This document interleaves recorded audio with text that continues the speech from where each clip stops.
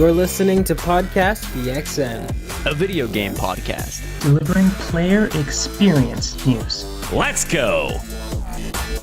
What's up, everybody? It's me, Rashan, aka Roro, and welcome to Podcast PXN episode 196. I'm one of your... Oh, I already said my name. I'm Rashan. Hi. And I'm joined over Discord by Daniel Prindle, aka Dan is ETM, Kentucky's #1 Spartan. How you doing today? Doing well, Ro. Thank you. Very good, very good. No problem. And Christian Macias also joins us, the video essayist and the host of Large Popcorn. Welcome to the show. For the first time ever. Glad to have you. Everybody, it's my first time hosting in, God alone knows, like months maybe. So bear with me as I ease myself back into it. But if you're watching here live, you can join us every Wednesday at 8 p.m. Eastern on YouTube at Podcast PXN or twitch.tv/Podcast PXN as well. The topic of the show this week is the Nintendo Direct recap. But first, the show always starts off with the quick bites. So let's go ahead and jump right into it. Steam, much needed Steam UI updates. Got a nice little overhaul. Much like that. Always nice when we get the new features, like how Xbox does a little updates as well. They say, hello, we shipped a big new update to Steam desktop client. New features include a completely redesigned in-game overlay, new notes, functionality, pinnable in-game windows, improvements to notifications, and so much more. And it looks pretty clean. I don't know how the general public feels about it, though I'm not on Steam very much, but I think it looks pretty cool. I like how the store looks when I went on for Steam Next Fest, so looks good. The pinnable notes are super cool. I like those. Where you can pin the notes over top of your game. That's really useful. Yeah. I saw them doing that for Hollow Knight. I just updated Steam today, I think. So yeah, well, you're in for a new layout. It caught me off guard at first, but it grew on me pretty quickly.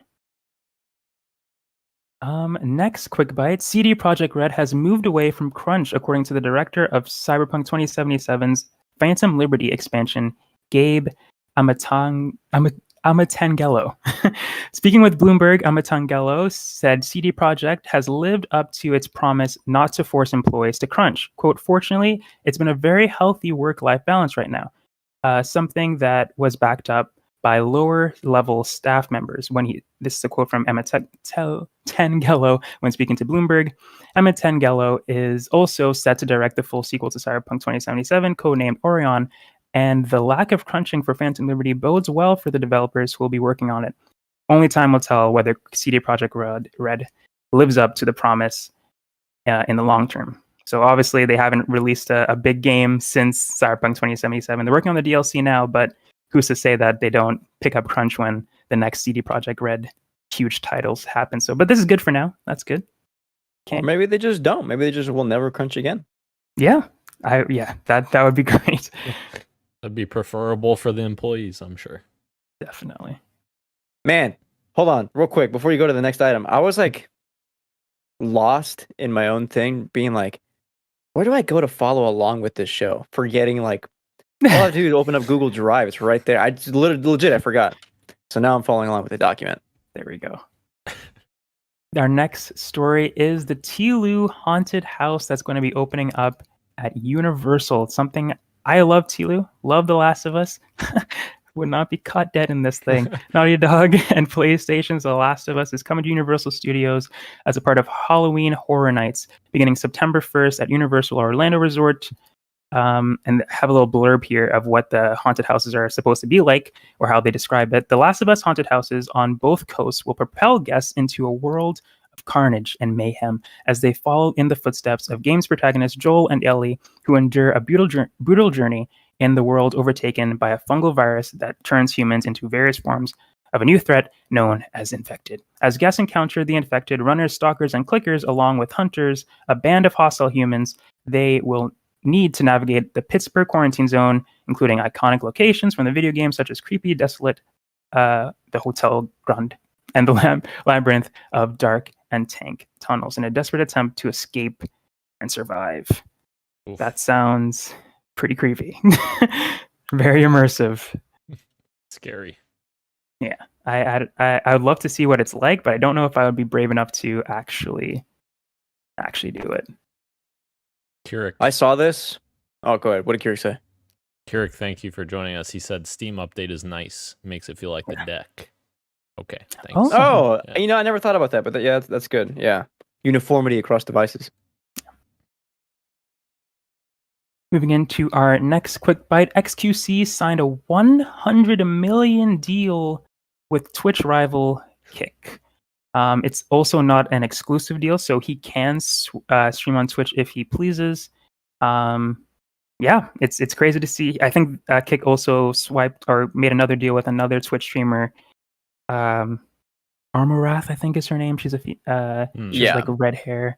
Yeah, I'm not very familiar with the top streamers, but it's crazy that they're picking up a lot of Twitch talent and just signing with them. Obviously, giving Twitch a little bit more competition. Not really a fan of Kick just because of Aiden Ross, really, and his whole thing. But it's cool to see competition. I guess that's the very least I can get from this story. Yeah, well, go ahead. Okay, well, yeah, I was reading on this as well, and also he's getting a lot of backlash even from his own like circles of streamers. It's not 100 million; it's 70. It can reach 100 with incentives, and he will most likely not see this over time. And it's also not all like liquid money. It's some of it is like in equity.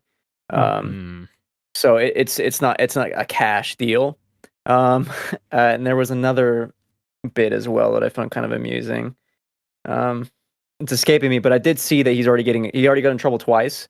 The first time was when he was streaming The Dark Knight, and they're like, "Hey, you can't do this. That's against our terms of service." He's like, "Okay," and then he I think this morning or last night he was watching Breaking Bad, which is also against terms of service. But learned his lesson. Just an insane platform over there. Oh my god, he's like, "Oh, I'm not allowed to watch Christopher Nolan movies. Got it, but I can watch Breaking Bad, of course, right?" Oh my god. Like, how does Kick even have this kind of money already? Like, I guess they have some good financial backers. Like, obviously, he says not cash. They don't have that, but they're like valued higher, so they have like it's all made up, dude. It's all made up. Here's this much in equity, so it's like this is how much it's worth or whatever, and like, I don't know, is XQC going to actually see that much money? Probably not.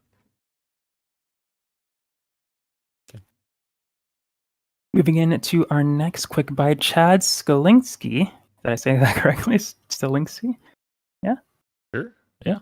Sure. Chad Skalinsky. Stahelski. Oh, hell yeah, dude. Okay. Chad Stahelski says the upcoming Ghost of Tsushima film may be expanded into sequels and TV spin-offs.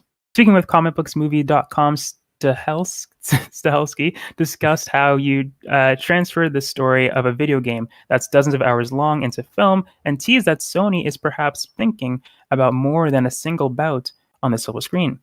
Quote, "The trick is not do we have great material, we know we have great material. It's how we make it palpable in any form, how do we make a great 2.5 hour movie out of this? How do we make it satisfying and leave it open to expand further from there? That's the real challenge. How to take so much great and get it down to a watchable level." Let us go for it. Let us not forget Chad Stahelski is one of the goats of stuntmen and action choreography turned movie director with the John Wick series. Yes. One of the critical, who doesn't know John Wick? Yeah. So it's in good hands. But what were we going to say about Jin Sakai? I was just going to finish what he was saying about this story and how he's excited to do it. He says, also, Ghost of Tsushima, the movie, is now in heavy development, so there's probably still a ways to go until we actually see it. But he said, Jin's transition from honorable samurai to disgraced Ghost of Tsushima, balancing his own pride with the survival of his people, is so interesting, so Stelhensky said. The character in the story are definitely something I don't want to lose in any way. He also continued to say, it's just the visuals that I want to keep. So he obviously made a mistake there, but he wants to keep the characters, he wants to keep the story, he wants to keep the visuals. He's very much animated about doing a good job with this. But Christian, I saw you give us a thumbs down with the TV and the perhaps expanded universe of Ghost of Tsushima. Listen, anytime I see any kind of we're gonna expand this into a universe that people can consume, I'm already tuning all this stuff because we haven't even seen the base product of what that looks like. Let me see the thing first before we start making a whole universe out of it. Would it be cool? Maybe. I don't know who would be running a whole like TV spinoff or any kind of sequels. Like if it's Chad, then maybe I could be interested. But as of right now, I don't have that information. That's not anything that kind of excites me. Sorry, I'm getting some pain. Oh, The GCU. The Ghost Cinematic Universe. Yeah. No more CUs anything. enough CUs. More like PUs. Kirk in the chat said he also picked up his Asus ROG Ally today. So have to crack it open. Whoa! Hell yeah! So Kirk, you have a Steam Deck and the Asus ROG Ally? That's crazy. Damn. That's some serious mobile gaming, dude. Moving on to our next quick bite. Assassin's Creed's Mirage map won't be anywhere near as big as Valhalla's or Odyssey's, instead coming in closer to Unity's Paris or Revelation's Constable. Wait, is that correct? Thank you. Constantinople? Yes. Constantinople. Thank you. Speaking with Easy Allies, a Ubisoft spokesperson explained that this year's Assassin's Creed will not be revisiting its stealth origins, but also returning to the series' roots in terms of map size. Yeah, I mean, I think that's a good thing for most Assassin's Creed people. Mm. Yes. Yeah, the maps were way too big. Valhalla, massive. Odyssey, massive. Like, I loved Odyssey, don't get me wrong, but my God, you can't explore even a fifth of that map. It's absurd. Almost too much to explore. Yeah. So this is awesome. I'm very happy about this. Moving in to our next quick bite, EA Sports and EA Games are splitting apart in an internal shakeup. I'm trying to get my notes up again. Sorry. There we go.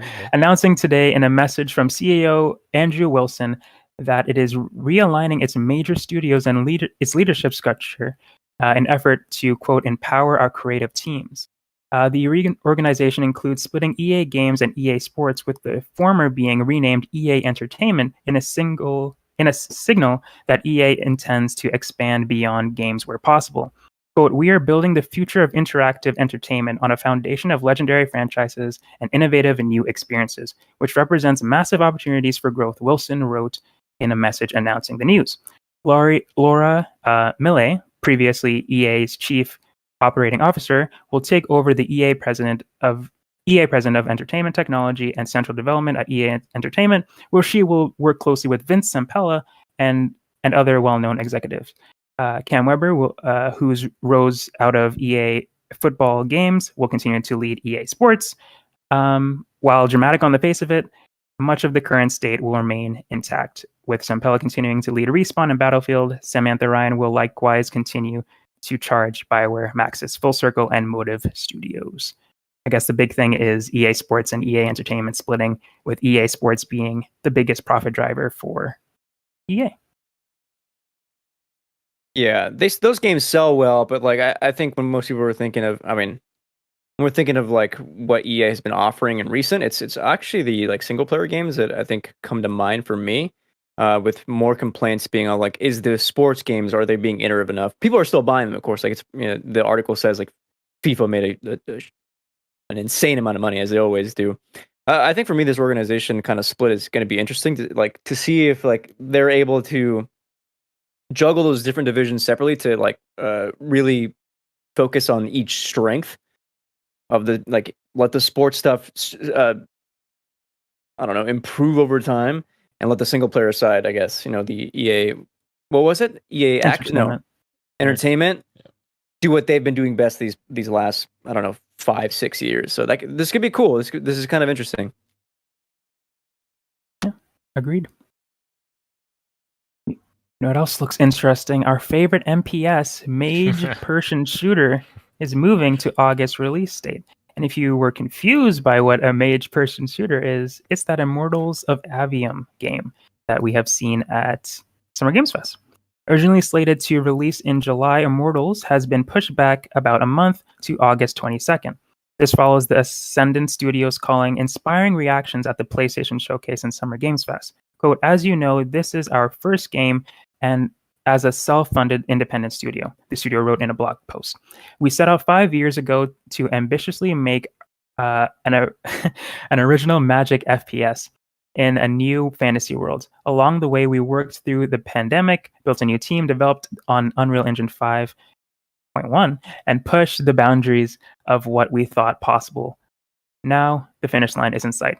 Ascendant Studios says that the delay is the reaction to feedback from the recent previews, which is being undertaken in order to, quote, realize the full vision. This will give us time to further polish the game, finish optimizing all platforms, and deliver a strong launch. We owe it to ourselves and to you to get this right, the studio wrote. Hell yeah. Interesting.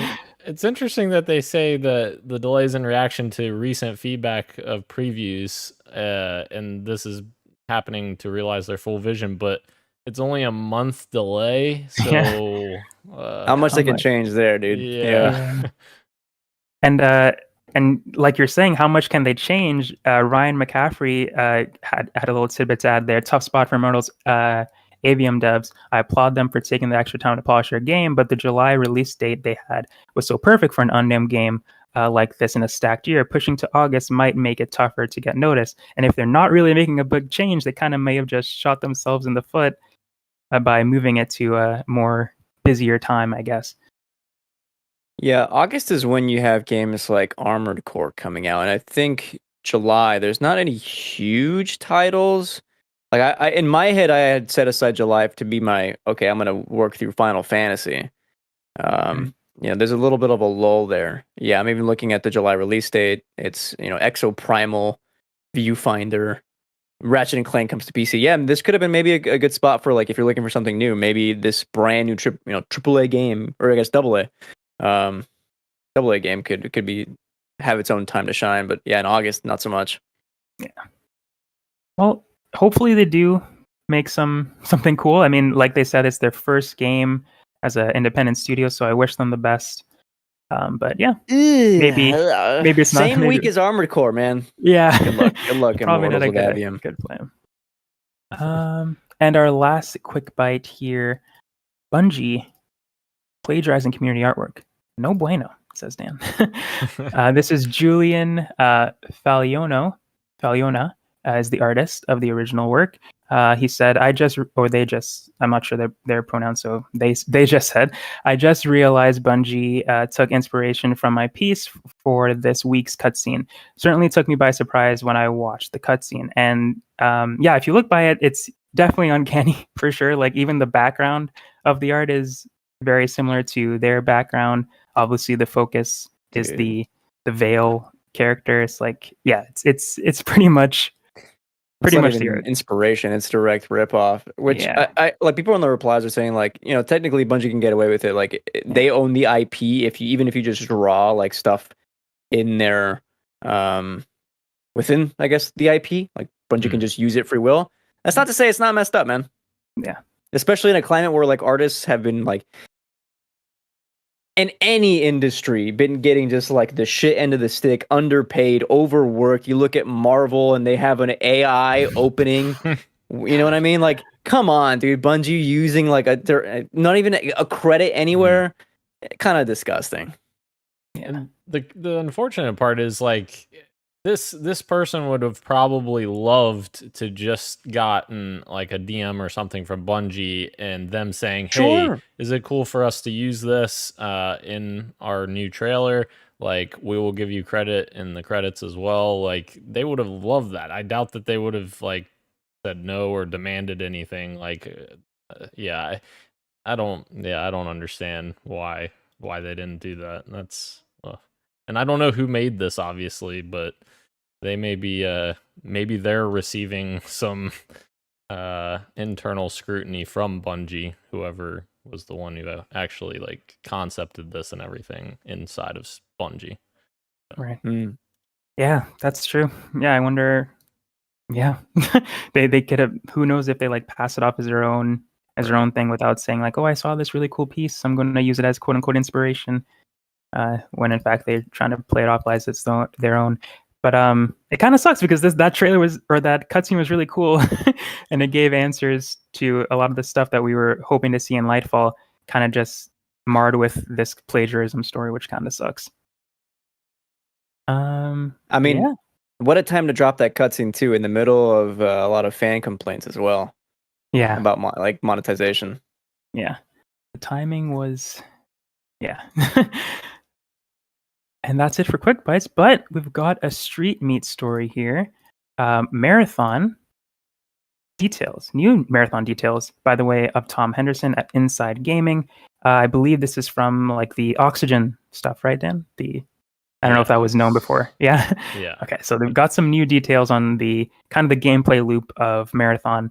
Reading from Inside Gaming here, one of the biggest and potentially controversial features within the game is an oxygen system. All players have an limited oxygen supply that essentially acts like a match countdown timer.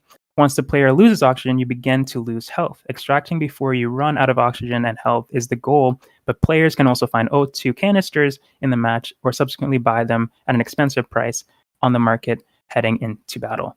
The oxygen system also ties into the injury system of Marathon, which certain injuries causing the player to suffer different effects. For example, being shot in the waist area may cause damage to your oxygen supply, which will cause you to deplete more rapidly. Another example given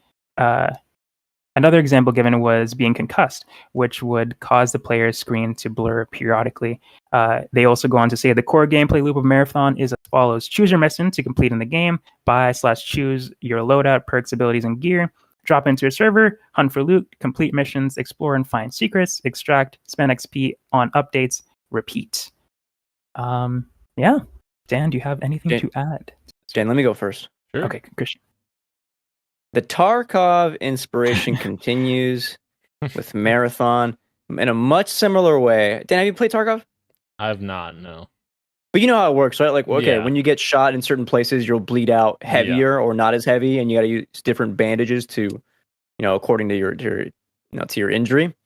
That stuff is so cool, and seeing this transfer over to what I'd call a more accessible game, because like it'll be multi-platform, it'll be on more platforms, right?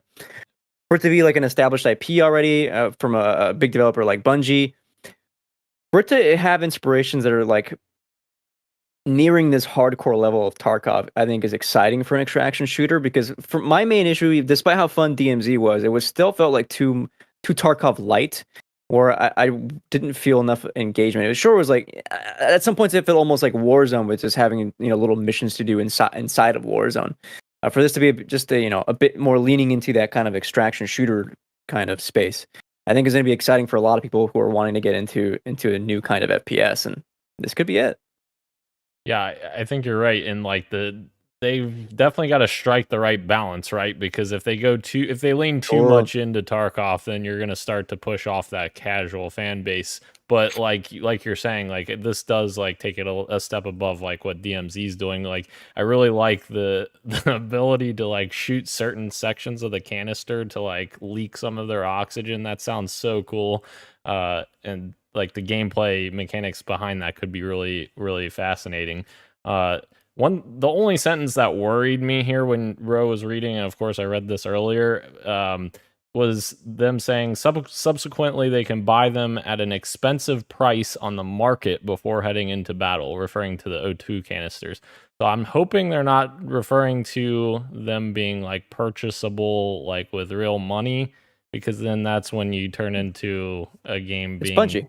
Yeah, I know, but like it's never been anything gameplay mechanic related. So I would hope that they wouldn't go down that route. Maybe they just mean like an in-game store currency, like in-game like world currency. Like how you can buy loadouts, I guess, in Call of Duty. Or something. Right. Yeah. So I'm hoping that's what it means, and not like microtransactions for that part of the game. But you know how you could buy this with in-game currency if you just play the normal game for free, but it's going to be kind of a grind. You know, it'd be a lot easier if you just bought them here or with a season pass to get extra tiers. All of Oh, a no. sudden, we're back to that model. And it could be. It could be. They haven't said if this is free to play or not. And if it's free to play, obviously they're going to monetize something. Oh yeah. So, but I guess we'll see. We'll see when they announce that, I guess. But yeah, I'm very fascinated by the oxygen system. I like that. I think that's very cool. Here's hoping Marathon is cool. The trailer was dope. So hopefully they land it. No funny business, Bungie, with the monetization, please. Yes. Moving into the PXN news of the week, we got some Xbox news for everybody. Tom Warren, or I don't think Tom Warren did the interview. He has an excerpt from the interview. This was from The Guardian, and Keith Stewart did the write-up. But Tom Warren on Twitter says, Xbox chief, well, let me read the headline for the story first. Phil Spencer says the Xbox business is twice the size of the 360 generation. Xbox Phil Spencer says the Xbox business is twice the size of Xbox generation in terms of revenue and millions of consoles ahead of where we would have been compared to the 360. We've never had more Xbox players than we have right now. In the same article, I thought it would be cool to point out, he also made a correction to his comments on Kinda Funny, where he said the infamous thing that everybody took out of context, that great games won't help Xbox. But he made a little bit of a slight adjustment to that, and he said, the part that I don't like about what I said was quality games is critically important to our strategy. So it's not that Starfield getting an 11 out of 10 isn't our goal, although that's silly. Although that's a silly way of putting it. I don't know if I'm going to use review scores as a mark of all quality. But making the best Starfield is absolutely our goal. I want to build the absolute best games we can. But yeah, Xbox twice as big as Xbox 360, which I assume that. Yeah. I mean, there's more gamers now. But, Yes. Yeah. That makes sense too. It's been a growing industry, despite what they said after the Wii generation being like, oh, the next consoles are the last ones. Here we are, and it's like, I think it's comparable to like the movie industry and how much like revenue video games are making. Yeah, especially like after COVID too. Like a lot of people were picking up PCs and Switches, and then you got the release of the new consoles. Like there's a lot of gamers out there, so it makes sense that the business is growing, especially when you have like a business as big as Microsoft and Xbox with Game Pass and growing that library. You're gonna need like a lot bigger division. So yeah, this makes total sense.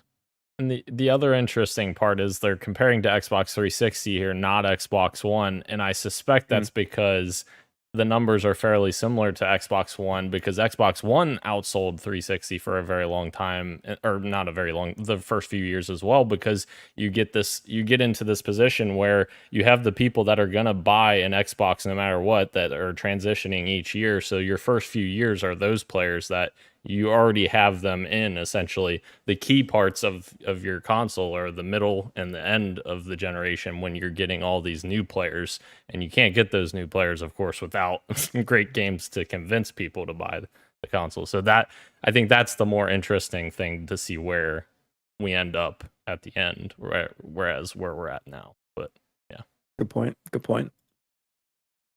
Something that is coming to an end. Xbox One games on no more first party Xbox One games on Xbox. Sorry, no more. Microsoft says it's no longer making Xbox One games. It's all about Xbox Series S, X from now on. This is from Tom Warren on The Verge. Good. And he says Microsoft has moved on from Xbox One, is no longer creating first-party games for its previous generation of consoles. Quote, we've moved on to Gen 9, says Xbox Studio Chief Matt Booty, referring to the Xbox Series S and X generation in an interview with Axios. While Microsoft will still support Xbox One hardware and games like Minecraft running on the previous generation, no internal studios are working on new games for Xbox One anymore. Microsoft has been slowly pushing to this point, using Xbox Cloud Gaming to offer up games like Microsoft Flight Simulator to existing Xbox One users. Microsoft's recent Xbox Game Showcase didn't contain any first-party games that will run on Xbox One natively, and Booty says the company will continue to leverage its Xbox Cloud Gaming infrastructure to offer the latest games to Xbox One users. Quote, that's how we're going to maintain support, says Booty. Good. Absolutely. Yeah, it's good that they have those avenues for people that are still there, but it's also good that they're not wasting time developing for an older console Yeah. as well. Agreed. Well, 3 years in, and you have, and then I know there's like debate online whether or not you still want to call it the world's most powerful console, but still, like, that was the marketing for the Xbox X Series X, right? So if you're gonna tout marketing that way, I think it's time we start moving away from Xbox One games and start utilizing as much power as we can of these newer hardwares, now almost 3 years old. And like Matt Booty said, like the cloud infrastructure allows them to stream whatever games to Xbox One. So if no one's ready to upgrade, can still play. And our final Xbox news story here is Xbox Series X pricing increase in certain markets to match PS5 Game Pass prices are also increasing. Microsoft is increasing its Xbox Series S prices in most countries in August, apart from US, Japan, Chile, Brazil, and Colombia. The Xbox maker is also increasing the monthly prices of its Xbox Game Pass and Game Pass Ultimate subscriptions for the first time next month, which will see the base Game Pass subscription for console move up to $10.99, which it was originally $9.99.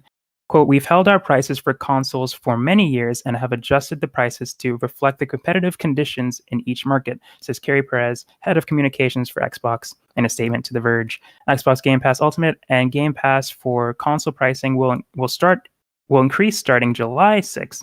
Xbox Game Pass Ultimate will move from $14.99 to $16.99.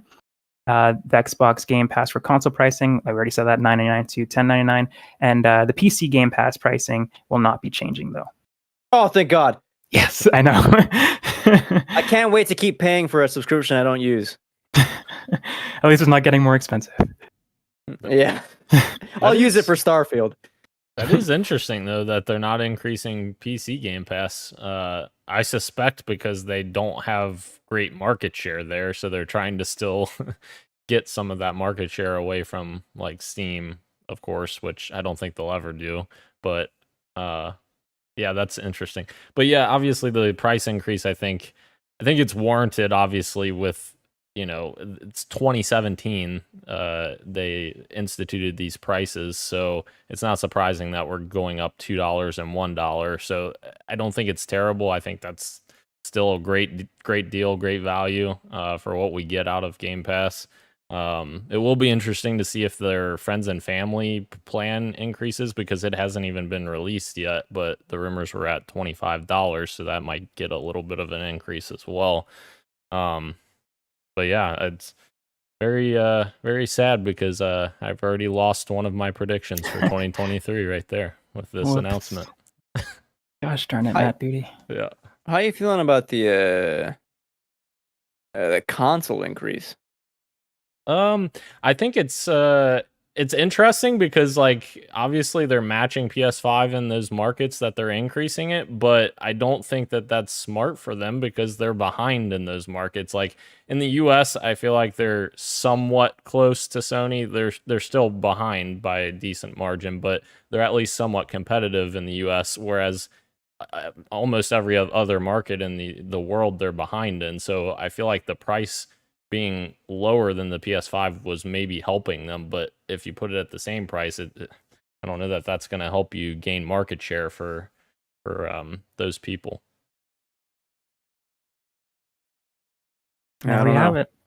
They must have been operating at a loss, like a severe loss for True. a long time. That I just figured maybe not sustainable. I don't know. And Sony thought the same thing, obviously, because they increased in the same market. So maybe the cost of those components just went up so much that it just wasn't feasible. That makes sense. Yeah. The recession's coming. God. Gotta kill it. Kill chaos. Speaking of chaos, moving in to our fantasy. It's not even a good segue. I just said something and said, speaking of it. But no, it makes sense because I understood the reference to what you were. True. Moving into a fantasy draft check-in. We've got some new pickups, but first, Final Fantasy 16 reviews have released, and it's sitting at a mighty open critic rating 90% critic average, 95% critics recommend. So I believe that was whose pickup was that? That was Christian's pickup, right? Right here. Yes. So you're looking at 20 points. Yeah. For this? Yes. So if it doesn't go down, hopefully it goes up. 90. Christian's looking at 20 more points to add to his. Was there ever any doubt, my guy? Come There on, wasn't. get out of There here. wasn't. Wait, I'm so excited for this fucking game. Tonight comes out tonight. Who's in first? Huh? Christian? Who's in first? Doesn't matter, I'm man. just Let me kidding. have my day. No, I'm kidding. You're fucking killing it. All of the games that have come out, you've only had 3 games come out, and you already have 1 million points. That's a, true. a million. All right, I exaggerated a little bit, but yeah. Yeah, I'm not doing too bad. Although I worry, I still have Silksong on there, and pretty dry news on Silksong this year. Yeah, as Dan was saying, you only have 3 games and you're at 43 points. Soon to go up with Final Fantasy, so that could be 53 points. And I have 1, 2, 3, 4, 5 games out, and I have 56 points. So yeah, that's a really good list because you have a bunch of other games to still come out and add to that. But speaking of other games that are coming, we made some pickups. And I believe I picked up Superstars, Sonic Superstars, of course, and Cookie Cutter, which is a cool Metroidvania 2D art style sort of game. Daniel picked up Persona 5 Tactica and City Skylines 2. Was that there before? it was not. Okay, and City Skylines. There we go. Those are bound to be pretty good ones too. Dude, the rest of hold on real quick. The rest of Dan's go ahead and then you say it. And Christian picked up Like a Dragon Gaiden, the man who erased his name. Like, I keep looking at what games I'm picking up, and then I scroll down to Dan's. It's like, no matter what I get, there's no competing with this. Like, Diablo 4, RE4 Remake, great games, right? He still has Forza to come out, Alan Wake 2, AC Mirage, Mortal Kombat 1. Damn. He did make a risky bet, though. I did. He did make a counter pick against Elden Ring Shadow of the the Erd Tree. But again, like you said, Christian, I don't know if that's going to hurt him that much because of all the stacked games that he already has on his list. But if that game does come out, that's definitely going to be negative points for you. That'll hurt bad. And we have to do 2 counter picks this year. I still don't have a single one because I don't want to counterpick any of these. They're all good titles, man. You have to guess what's not going to come out. That's pretty much what it's coming down to. Yeah. All right. We're here. We made it to what you got for me. Daniel, what you got for me? Yes, I've played some more Diablo 4. Still cranking on that. Still a great game. Still enjoying it. Cranking on it, huh? Oh yeah, cranking on it. Going to all those little blue exclamation points to get all those side quests and pissing off Gage every time he plays with me. But no, finally got my mount in that game, and my God, it's so much better once you get your mount in Diablo 4 because it was starting to get painful to have to trek across like a map to go to a side quest or a main objective or whatever when you haven't unlocked a fast travel point yet. I've literally only unlocked like a fifth of the map thus far, kind of like what I'm fucking stuck at in Tears of the Kingdom as well. But anyway, still very much enjoying it. Also, Halo Infinite Season 4 came out yesterday. I've already played a fucking shitload of it yesterday. I played much later last night than I should have, and I'm very tired this morning. I was very tired to get up this morning, but yeah, I absolutely love it. The infection in this game is fantastic. It's the best that it's been in a long time for infection. It's really cool too. Like, I like the little subtle jabs. So typically in Halo multiplayer, I'll just explain this for anyone at home that's never played or whatever. You have your announcer. So Jeff Steitzer, he's the dude who does the multiplayer voice announcer that does like the double kill, triple kill, all that. So he has triple penetration. Yeah, exactly. Oh. So yeah, that's exactly what he says. Uncanny. That's Jeff Steitzer right there. Yeah. But anyways, so he's normally doing the voices for that. In Infection, it's the Banished AI that is, which Banished are the bad guys in this game. that are taking over your Spartan, and they're the ones talking throughout the multiplayer match instead of Jeff Steitzer. But then at the end of the match, Jeff Steitzer has this like really cool banter with the banished AI, and he literally says stuff like, "This was my job," like in just the perfect tone and voice, like, "I don't have a job now," or like just crazy comments towards him. And I fucking love that shit. It's so funny. And yes, Woody, and I love it. But yeah, having a ton of fun with it. The best season of Halo Infinite thus far. I actually have a Halo story. Oh, A Halo Infinite Season 4 story to tell you. Man, last night I woke up at like 5 a.m. to use the restroom, something crazy, you know? And I always like scroll up on my phone when I'm checking the time. And I have it set to do not disturb, and I'm like, let me check my notifications, see who's messaged me. And I see like an insane thread on Twitter. I just see Daniel and Gage just going at it about Halo in the middle of the night. Just let them get back to it. And that's my Season 4 Halo Infinite story. you're welcome for that. You're welcome for that. Christian, do you got anything else for us? You can go first. You can go in order. I will go next then. I have been playing quite a few games, not for any long amount of time, but I've dipped my toes in Valkyria Chronicles, which is a strategy real-time game, which has been on my list for quite a long time. So I'm glad that I'm finally getting around to it. I got it on the Switch, and I'm liking it so far. It's like Fire Emblem, but when you move the chess pieces, it goes into like a real-time situation where you have to get behind cover, make sure you're not dying. So there's an even more tense situation than Fire Emblem even poses. So that's been pretty cool. I like the art style, and the story is pretty good so far. But besides that, I have played some Steam Next Fest games. I have a huge list, but I've only gotten a chance to play 2. The first of which is Urbano Legends Debut, which is, if you just look at this game, you're like, this is Rishan's type of shit. But basically, you are this guy hunting or hanging out with your friends during the day and hunting urban legends at night. And it has this really cool art style.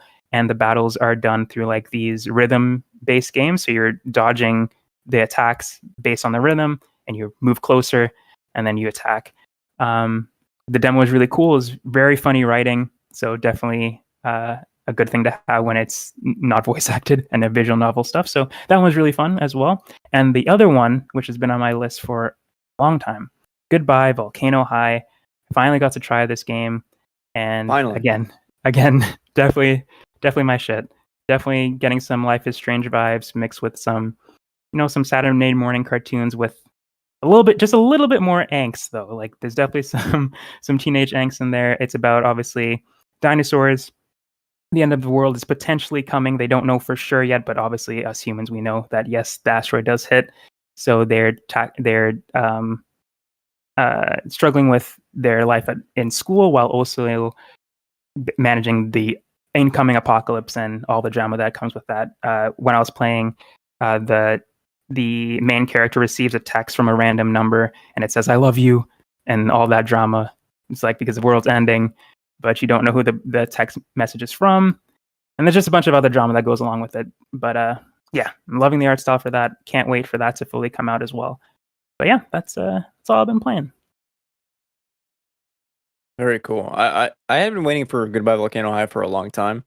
And somehow I convinced myself that it was coming next year, but I think it's coming later this year. I think it is. At least I hope it is. I had to stop myself because it's not one of those games that, the progress carries over, and I was like, okay, I like this. I should just stop playing it now. I found it, yeah. So it was originally going to come out in the summer. They pushed it to August 29th. I thought it was, for some reason, I thought they pushed it to 2024, but yeah, later this year. Hell yeah. Glenn, sorry, I missed your comment before. Those were prices in America. Canada is $18.99 for Game Pass Ultimate and $12.99 for normal Game Pass. There we go. Now, Christian, what do you got for us? Yeah, I got to give you my Tears of the Kingdom update. I'm kissing 90 hours. A lot of stuff I've done in that game. I'm on my final regional phenomena, but I have more to go after I know.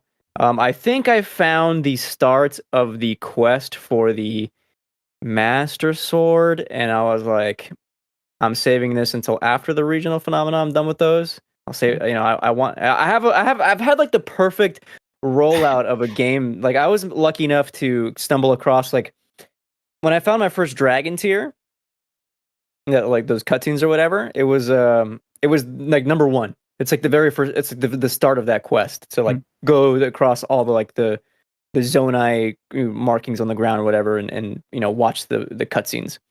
So I've been having the perfect rollout of like, all right, I'm gonna go do this regional phenomena, and then I'll go and look for 3 more dragon tiers and catch up more of the story. So it's been a perfect like back and forth, and I've made it so like the final dragon tier happens after my last regional phenomena. Nice. And it's like, this is gonna be great. Like if it gives me a hint on where to go for the Master Sword, then I'll know I'm on the right track. And if not, then I can go do this quest and find out if it was actually the quest to actually do it or not. But I'm pretty sure it is. So I was like, nope, I've been saving this for later, and I'm at a point where I'm feeling close to being wrapped up. Like as far as quests go, I've done the side quests that I wanted to do, and the only thing I have left to do after is go to a few more areas I have left to explore. I mean, everything's uncovered on my map, but there are a few places that I marked that I wanted to go back to, and then I want to finish all the shrines. I'm at 100, and there are 152, I think. Nice. So. Jesus. Yeah, I probably am not going to finish this game Anytime before soon. Final Fantasy comes out tonight. Right. But no, I am planning on You're beating close. it soon. Yeah. So I think by the end of June, which is by the end of next week, I'll be wrapping up Zelda. So Hell yeah. which would give me time for Final Fantasy 16. Last week I said that I was going to play the demo, or that I downloaded the demo, that I wanted to play it. And yeah, this weekend I played it, and I was supposed to start it like Friday after work, like after my run or whatever, to like into my evening. I started it kind of late, dude. It was like 11:30. And once I started it, dude, I was so enthralled with this that it was like what 2:30, and I was wrapping it up. And when I wrapped it up, I was like, yeah, this may have been the best demo I've ever played. Like it was Wow. what a transformative experience that Final Fantasy 16 demo was. Like everything from the production value to the gameplay to the like, what a perfect endpoint for the story. I was so in that I was VMing my friends in Europe, like, who are awake, being like, holy shit, I got to see this, and this, and like I want to be playing the game already. It got to the point where I wanted to finish Zelda like that weekend so I could be ready for Final Fantasy 16. And look, it's that good. The active time lore on that shit was cool. Like I didn't know what was going on in the beginning, so I just hit the touchpad and I was like, cool, I'm reading about the families and the like structures, the ongoing politics of this world of Valisthea. And I'm like, cool, now I'm situated. Let's go back to this cutscene. It's like flawlessly. So cool. The combat, dude. It scratches like the G spot of my like gamer brain, where like when you perfect dodge, you can counterattack, and it does like a small like kind of slow motion thing. It's so good, dude. Like I'm not surprised this game has a 90 open critic. It's a banger title, and I'm really excited to see where the story goes because I was invested in that demo. I've heard it goes places. I've heard good things. Christian, I need you to set me down the right path, okay? I have Diablo 4, Tears of the Kingdom, Star Wars Jedi Survivor, all unfinished. Should I play Final Fantasy start another 16? You should not start FF16, but you should play that fucking demo, dude. It was so cool. There's a part in the beginning where like I won't spoil it, but like it's a pretty big action set piece. It's like, oh my god, I'm playing this. I didn't realize, and like you start playing it, and it's like epic, and then like it like does like this cool what you think is like a climax, and it's a match cut. So like this huge like ball of fire like fades into like Clive's eye, the main character's eye, who is staring at a campfire, and it zooms out, and it's like the soldiers around Clive, and it's like, all right, get up, it's time to go. And we just start oh, dude, it's so fucking cool, man. Really cool. I'm afraid I'm not They're gonna... cooking up some heat in this game, dude. I'm afraid I'm gonna not resist it if I play the demo. So I'm afraid this might be my game of the year, dude. And I've played 2.5 hours. It can't be that good. There we have it. Final Fantasy 16, greatest game of all time. Wow. Potentially. Potentially. So is Tears of the Kingdom, though. Let's be real. It's true. Bangers this year. Yeah, second half of this year is pretty stacked, I gotta say. Speaking of stacked, the Nintendo Direct for today came. It went. And it was awesome. Most I of it. slept through it. I like it. Yeah, it was at 10 a.m. Eastern time, which was, 7 your time? Mm-hmm. Yep. That's pretty early. But Nintendo came. They didn't care.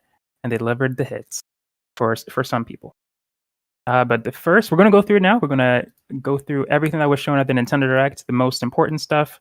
Maybe we'll skip over some of the farming simulators, but we'll go through the highlights here and talk about each one.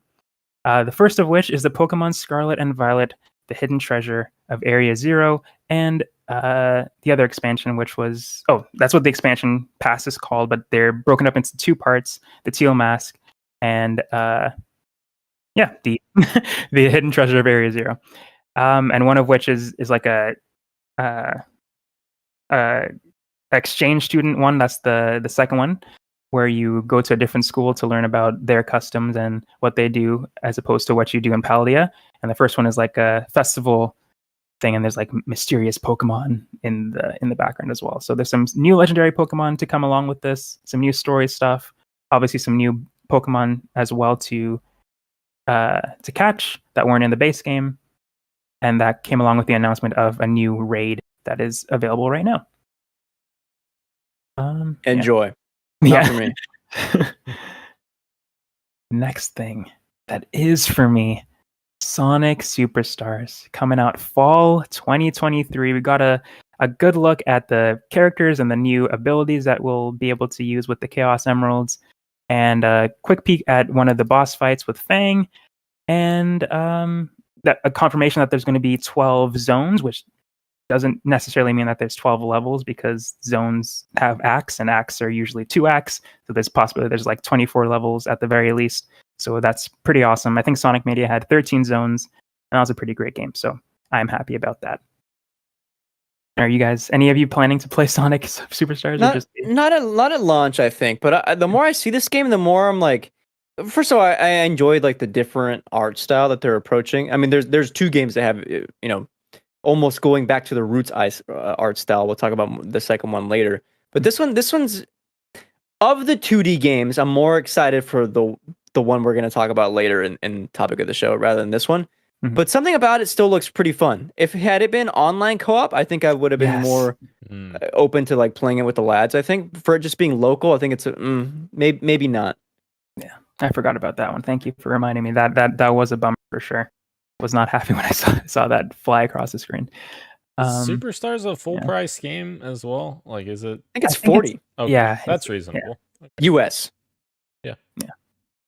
I don't know if I'll have all these other games finished by then, but Hold on. Are you going to finish one game by Starfield? Absolutely, yes. Yeah. Jedi Survivor. That's the one I've played the least of. Oh my god. That's yeah. You'll have the Season 4 Halo Infinite Battle Pass done. Oh no, I forgot about that. Yeah, that's going to take a lot of time. Fuck. Oh boy, why'd you remind him? And the new progression system, which I didn't even talk about. Fuck. Another thing that I want to add here to the Sonic story is that there's going to be a Sonic Central. I forgot to add that to Quick Bites. So a little Sonic Direct on Friday. Yes. So they might talk about the movie, might talk about a release date for Superstars, and maybe some other stuff there too. Very excited about that. The next one I'm sure we're going to skip over is Palia, a free-to-play adventure sim out this holiday. Cool that it's free to play. Kind of like these sort of games, but this one does not look like it's for me. Yeah. Yeah. The next one that Dan picked up on his Fantasy Critic today was Persona 5 Tactica, out November 17th. This looks like my kind of jam. Yeah. It's Persona. 10 out of 10. Best game ever.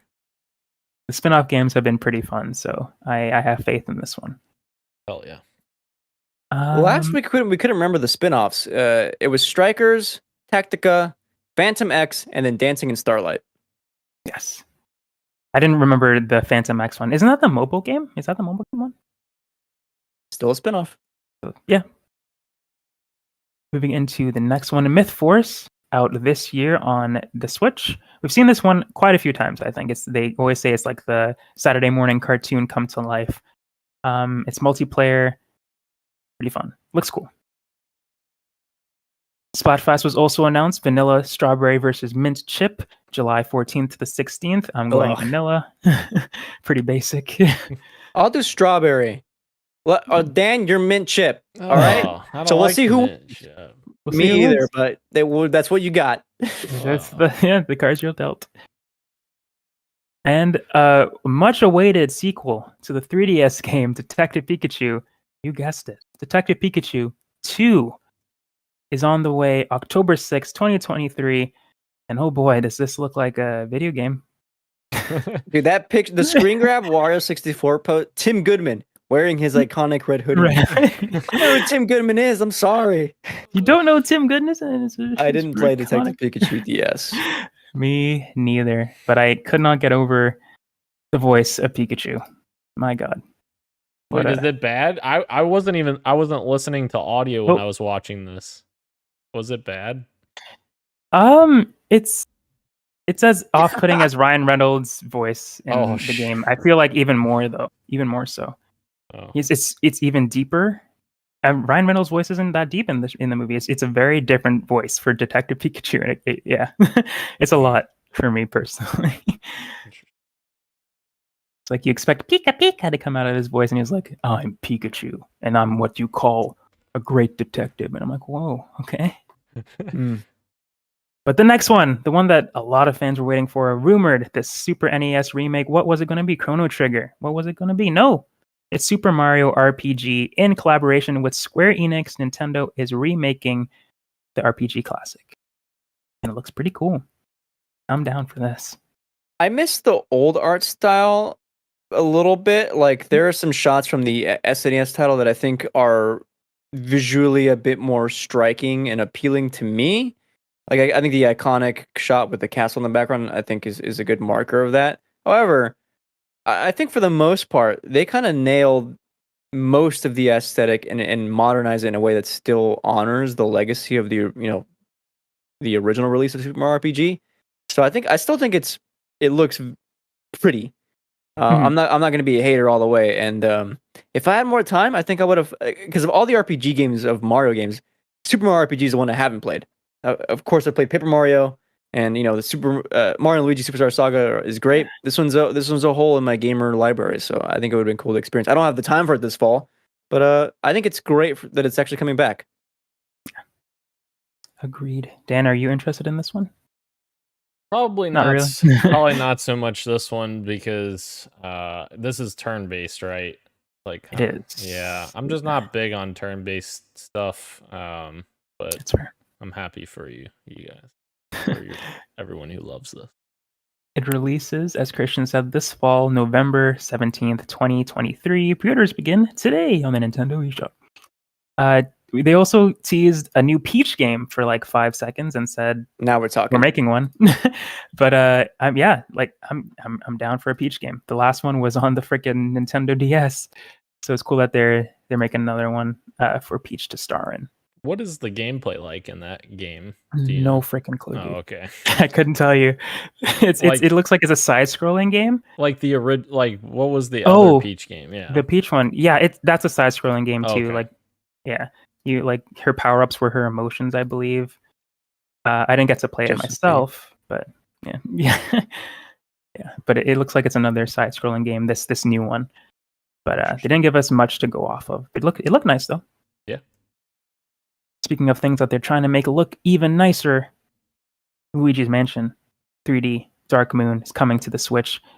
New remaster. I really like the 3DS game. So that's cool. Coming to Sure, but more like consoles. But why? no Luigi's Mansion is as good as the original, in my opinion. True. But they Let's did bring they back the didn't- original first to the Switch, and then let's worry about the 3DS. Oh, they didn't do that. I'm thinking about the remaster for the 3DS. Yeah, they did. They You know what did. I'm saying? Yeah, I thought they First did one's that still already. stuck on the GameCube. Yeah, and the 3DS. But yeah, That's true. Sure, yeah. But Yeah. yeah, I thought they did that already. And I thought that I was just sitting here seeing Luigi, and I was like, "Oh, they're making a fourth one. Hell yeah!" 'Cause I liked the third one, but maybe you said this one's good though, Ro.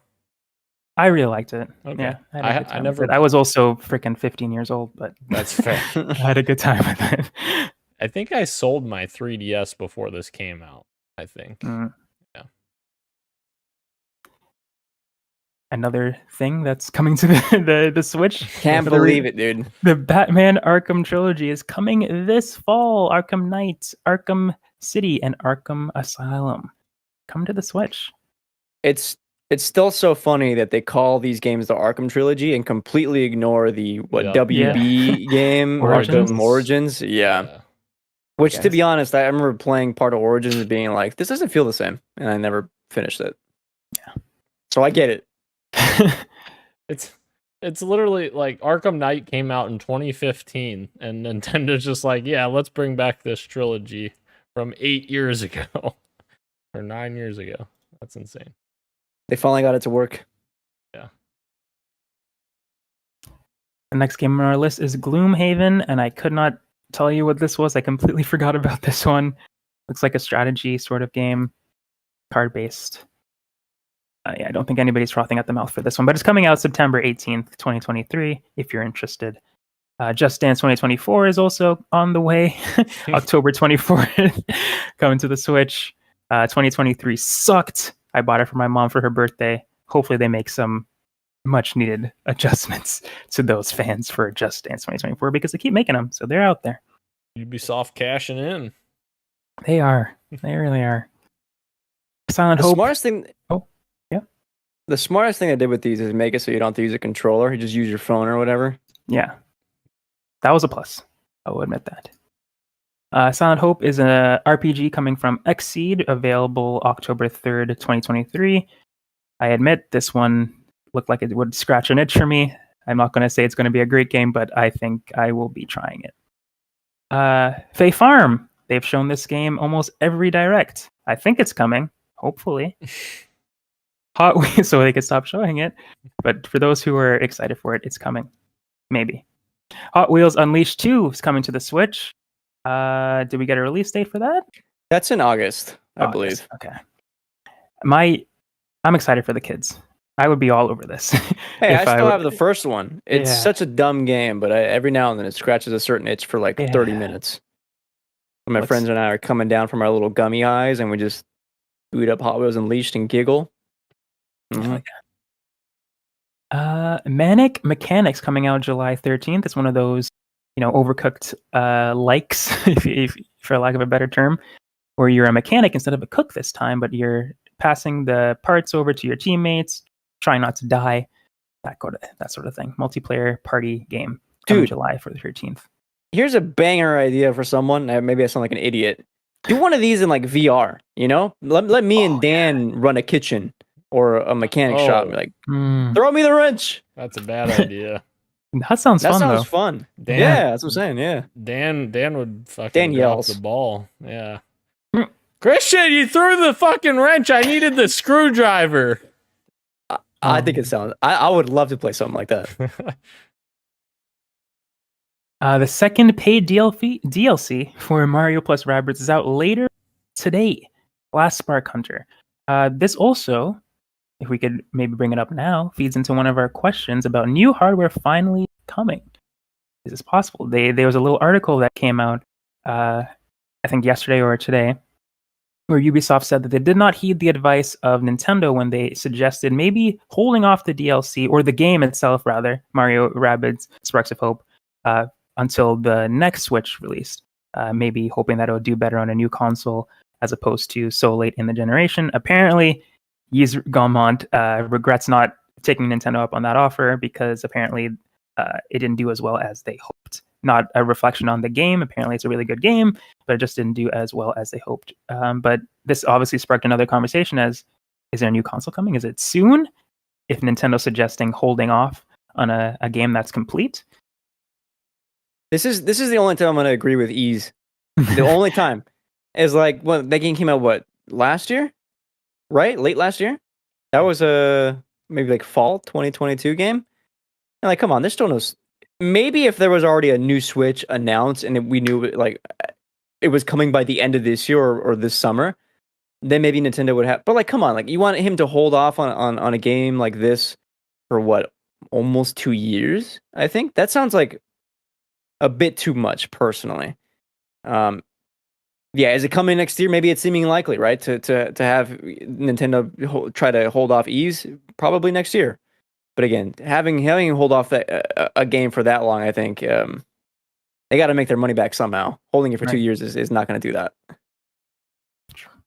Yeah, and Ubisoft is struggling with their franchises as it is. So this is a successful franchise. I'm sure they're like, yeah, we want to make more of these. They probably want to make 6 more of these.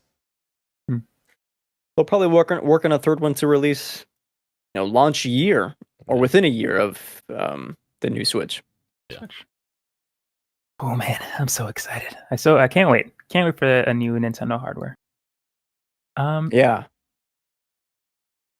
Moving back to the Nintendo Direct, we got Dragon Quest Monsters for all you Dragon Quest nerds out there. It's like Pokemon but Dragon Quest. And it comes December 1st, 2023. Yeah. Another look at Pikmin 4, where, you guessed it, you can now hunt at night. They advertised that like it was a big deal, and I shouldn't be talking shit because I like Animal Crossing. Anyways. Animal Crossing is fucking great, all right? And Animal Crossing is I'm great, sure but I lost Pikmin my is too, but yeah. No, I was saying like Animal Crossing is great, but I just don't. I shouldn't yuck anybody's yums because out when they announce, oh, you're going to be able to grow pumpkins in Animal Crossing now.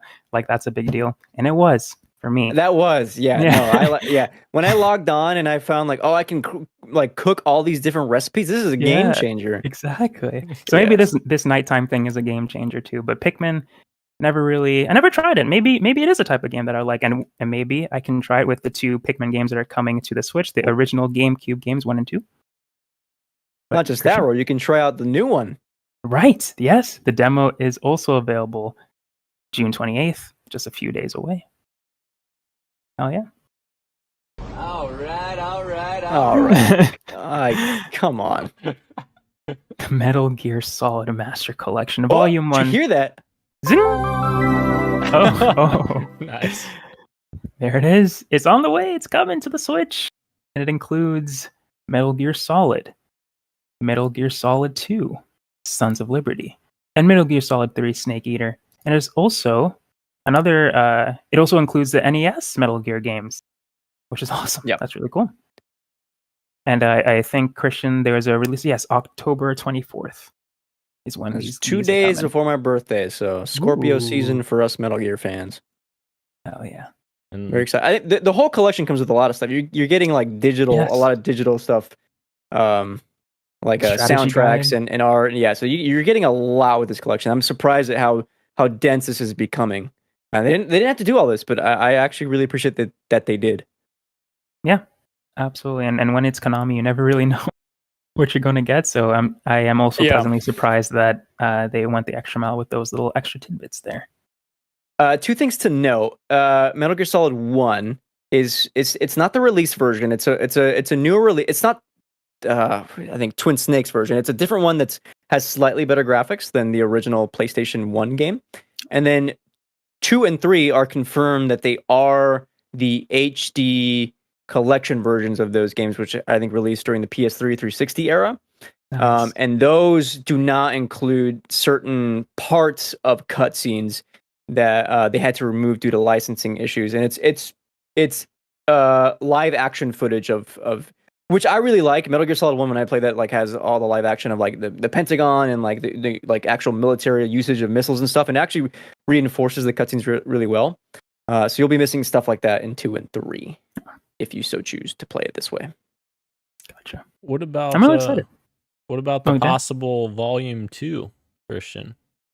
Yeah, man. Where did I send that at? Hold on. Oh, is that in? Yeah. So that. On the website, on Konami's website, you can see the timeline of Metal Gear Solid, just all of the games. And the way this is structured, I guess, and people might be reading into this. We actually don't know for sure. There's a little bit of speculation that it seems like if this timeline is accurate, it seems like Volume 2 would include Metal Gear Solid 4, Guns of the Patriots, which would be huge because that game has been stuck on the PS3 for so long. Quick aside, there was at one point it was going to come to Xbox. However, they couldn't get the audio. The audio was uncompressed.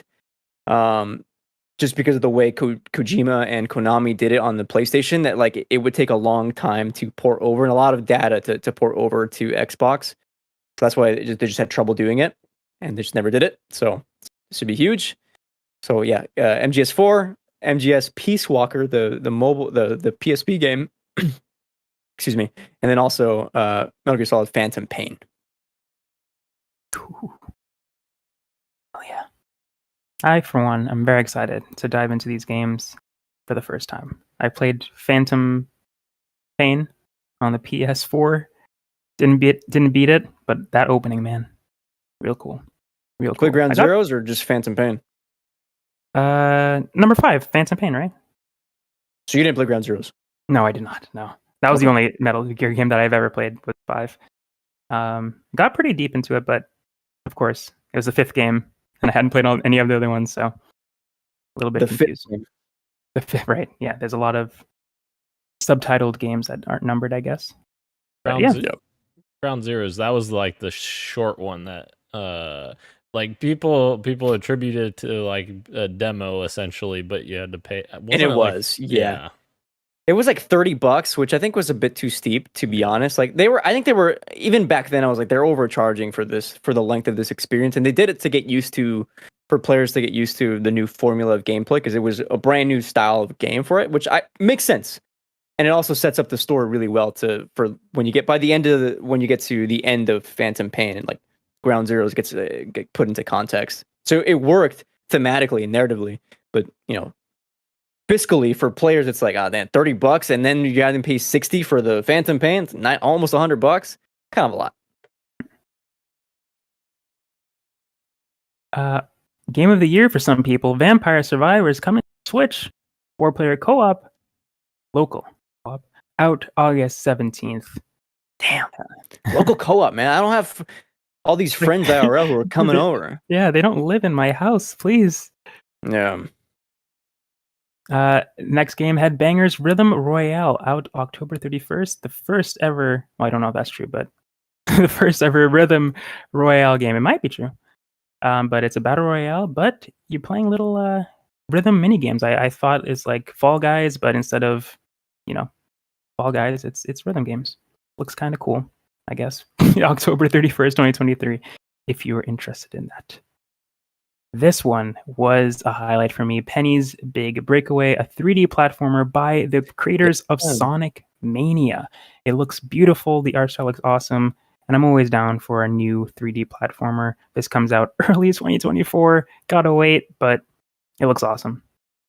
The physics of this, like momentum based with the yo-yo, I think are particularly very cool. I think this reminded me a lot of like, obviously it's inspiration from Sonic when you're spinning around like the tracks and you're collecting the rings. It seems very Sonic-esque, but when you're actually like platforming and fighting against players, I was actually reminded of Odyssey as well. It's like, okay, this is going to be pretty big for these 3D platform freaks, which, was my bread and butter growing up. So will I get into this? I don't know, but I like it on my horizon.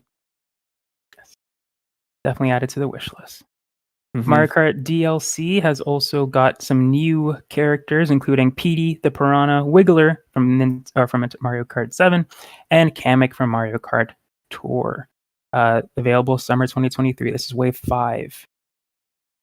Yeah, the booster course, man. Yeah. Good for them. I want a Mario Kart 9, but I'm so glad that they did this. They didn't have to. This is almost becoming Mario Kart Ultimate. Yeah. For real. That basically is, man. Yeah. The next game, Star Ocean, the second story, are a remake of the original Star Ocean game. Is getting a 2D HD remaster or remake, I guess I should say, and it looks beautiful. I want to play this game. I have no attachment to Star Ocean, but everything I saw, I'm like, yeah, this is speaking to me. I want to play this. The battling system isn't even turn-based. It's like a pixel real-time action, which is so cool. But this comes out November 2nd of 2023. A new WarioWare game is on the way November 3rd on the heels of Everybody Wants to Switch, which, okay. But yeah, dude. I don't know why they did why they released the Everybody Wants to Switch thing, but it's because they probably made it and they want to make money. But yeah, this looks cool. WarioWare, everybody loves WarioWare. This one's called WarioWare Move I It. too. But I haven't bought a WarioWare in years, man. Since Yeah. the Wii one, I think. So It's one of those things that I know is good, and I enjoy when I get the chance to play with other people. But it's playing with other people that holds me back from buying these things. It's like Mario Party. I never buy a Mario because my family doesn't play those games, but I love them growing up. I still buy them. Sorry, Yeah. I'm that guy. But WarioWare people, happy feast. Nintendo Live 2023 in Seattle includes games, performances, photo ops, and more. I want to go to this. I can't. Zelda and Ganondorf. Oh yeah, maybe I'll make the trek. September 3rd, if my papers come. Zelda and Ganondorf amiibo coming this holiday. They look awesome. Well, they look good, but I'm glad they're making more. Zelda. And oh yeah, Sorry, I just want to add this real quick. Am I a bad person for buying a pack of amiibo cards today on Amazon for Yes. for Zelda? To resell? No, for Zelda. to get like the treasure chest and stuff like to that. get a whole bunch of stuff because apparently like you get a bunch of items, which I have some amiibo, but I'm like, it would be awesome just to have a stack of cards that I could just scan them. And so yeah, I may have did that. Cards, such a cheat, dude. You're such a cheater, man. Pay to win. Fucker over here, dude. I keep running out of arrows, okay? I buy up all the shops. I buy up all the shops and I fucking use every single one of them, you know? I'm at like 200. Thank God I don't have that problem anymore. Because I'm with you. Pretty early game, I was like running like, oh, I have like 2 left. Yeah. But now I'm like, 80. Oh, I guess I should stock up on a few more. Just gotta keep playing, Dan. I will. And the big headliner here, this new 2D Mario game, Super Mario Bros. Wonder. Daisy is playable. October 20th, 2023. And Mario turns into an elephant at the end. Looks pretty cool. You're bearing the lead here. You're bearing some big leads here. I think first Daisy being playable is the lead, Christian. The first is that it's a 2D game. Yes. I did say that, but yes. Oh, I didn't. You did? It's okay. Oh, my bad. Then I apologize. All right, then the first one then is that we're finally no longer in the new Super Mario Bros. Art style. Thank God. I hated. For whatever reason, I hated those games. Oh, detested them. Was it because of the art style or all of it? All of it. Everything. So when I saw this, I was like, "Wait, a new 2D game?" And I was like, "Is it in the style new?" And then I saw like almost chunky like Mario 64 era Mario, and I'm like, "No, this is different." And I played the trailer, and I'm like, "This is real different. This is like Yoshi's Island when you touch the fuzzy get woozy level when you're like, you're like almost like." You know what I'm talking about? Dan Smile, but you know what I'm talking about? When you like the LSD levels in Yoshi's Island? This is just like that, but for the whole game. It's just super trippy. This looks great. I agree. I think it looks awesome. I agree. The art style looks really cool. And the little abilities, the little abilities that you can get when you, I don't know what they're called, the whatever changes the world that activates those LSD trips, where there's a moment where Mario becomes like a freaking giraffe from the torso up, and he just like stretches and squishes up and down. They called him BBC Mario on Twitter. Oh my God. Oh God. Just letting you know. Jesus. Thank you. Should have led with that. That's the lead there. The animations look really cool too. I like how like unique they are compared to other Mario stuff. Like it definitely has an added flair to them. It's a lot of personality. Yeah. And there's like voice acting in a Mario game. Yeah. The flower. How do you guys feel about the text on the screen, like saying "great" and "super" and all that? I'm not really huge on that part of it, but the rest of it, it's not too big of a distractor from me. It's already enough of like there's already a lot going on, but it's not enough to distract from the actual like platforming of the. Hey, maybe it'll feel different when I'm actually playing the game as opposed to just watching a YouTube video. So who knows, Dan? Fair. I like it because it reminds me of 3D worlds, like the competitive aspect of playing with your friends, where you're trying to get the crown. And I feel like it might be another level of that, where you're trying to get excellent, and there might be a score at the end, like who did the best when you're playing with your family and stuff. That could be cool. Obviously, they could have done it better for those who didn't like it, but I think it's a good sign for how fun the game might be. And a little bit of a made me giggle a little bit when they teased the elephant bit, like the flower was talking but Mario interrupted him. Yeah, that could be cool to play around with as well. There might be some instances where you can interrupt him and just some real time stuff that might be fun. It's co-op as well. I doubt it's multiplayer. Sorry, online. Mm-hmm. They tried that before; it didn't work very well. Yeah. Mm-hmm. Yeah. But Dan, were you going to say something? So the Mario movie sequel, is it going to have an elephant power up? One can only hope. One can only hope. And that is There's an issue. No. The issue is, for all of us gamers in October who are looking forward to playing a lot of games, we have 4 games coming out, technically more, in the span of a week. The 4th game out is a toss-up. That's the 24th. That's October 24th. That's Metal Gear Solid Collection, which includes multiple games. That's gonna be, that's my November, December is probably gonna be MGS Collection. For the rest of the year, I'm fucking off and playing that. But the week of October, what is it, like 18th through the 20th? Sorry, 15th through the 20th, something like that. Yeah. 17th is Tuesday. So yeah, that week, starting that Tuesday to the 20th, you have 3 games. You have Alan Wake 2 on that Tuesday. You have Super Mario Brothers Wonder on that Friday, and Spider-Man 2 on that Friday. No, so everyone's gonna have to make decisions on what they're playing. Oh. And then we can all 3 of us pick one game to play that week, and then we come back with our thoughts. Oh, that's so hard. I think I could beat Mario pretty quick. I think switch to Spider-Man maybe. Hopefully. God. Mario might be a great game to like right before bed, knock out a few levels, and then. Yeah, that's true. It's true. Handheld Switch, best way to play. Yes. I almost did that last night, and then I went to bed instead. I was like, I could take my Tears of the Kingdom into bed with me and just lay there in the dark. That's how That's how I've played 99% of it in my bed. So the other all 3 1%. hours. Bitch, go look at my profile right now. Go look at my profile right now. I've got. I think I will. Yeah. God damn. Freaking 3 hours. Get out of here. I wonder how much Ro has in TOTK. God, how much do I? I think I'm close to you. I think I'm like 90, 100. Yeah, you had a lot, Ro, when I last saw. And it's been a bit since I. Yeah. All right, I'm almost at 90. I know that. Let's see. Roshan played 100 hours or more, so I'm catching up to you. Catching up. You played this more than Breath of the Wild, by the way. I know. Yeah. Yeah. And now let's see. I'm not friends with Dan. Oh. I'm kidding. You were last online a week ago. 30 hours. All right. Thank you. We'll give it to you. Okay. Thank you. I appreciate it. Had the 0. And that is a wrap on the Nintendo Direct. Anything else before we close out the show? What did you guys think overall, by the way, of the Nintendo? Was it a positive experience? I'm glad I didn't watch live. There we go.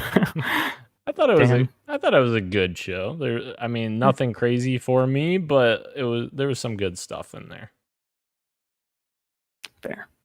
Yeah, this is definitely one that I probably could have caught the highlights for, but I'm glad I watched it live so I could react to the Mario 2D thing.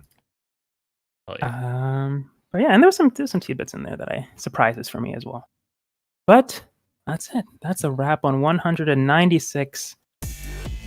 Thank you again for everyone joining us live on YouTube and on Twitch, as podcast services everywhere, including Apple Podcasts, Google Podcasts, Spotify, and everywhere else you get your podcast. Thank you, Glenn. Thank you, Kirok. Thank you, anybody else who may be listening and watching. Thank you, Christian. Thank you, Dan. Much love. and later will be greater. I almost stole Dan's line. I can't do that. And keep on Wow. gaming. Wow.